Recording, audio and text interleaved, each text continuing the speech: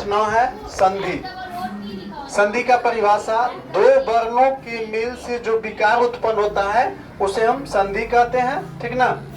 जैसे देव जोर इंद्र बराबर देवेंद्र हो गया, ठीक है। तो यहाँ पे कहता है वर्णों के मेल से, वर्ण यानी अक्षर, ठीक है ना।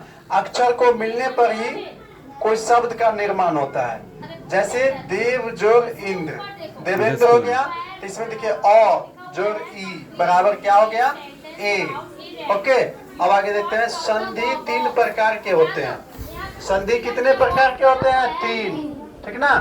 स्वर संधि, व्यंजन संधि और विसर्ग संधि। अब देखिए स्वर संधि, स्वर संधि किसे कहते हैं, ठीक ना।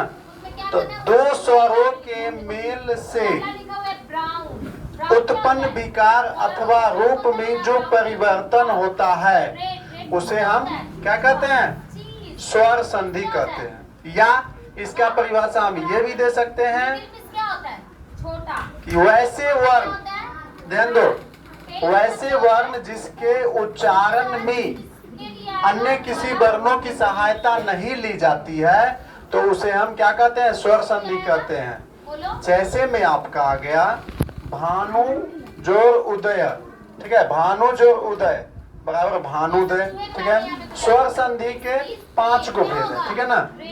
दीर्घ संधि, गुण संधि, वृद्धि संधि, यन संधि और अयादि संधि, ये इसका 5 को है, ठीक ना। ये पांचों हम अगला दिन बताएंगे।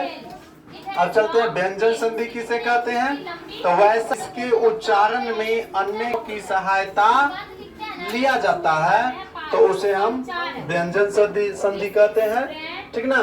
जैसे दिक जोर अंबर बराबर हो गया दिगंबर। समझ में आ गया सबको? अच्छा लगा कि नहीं लगा?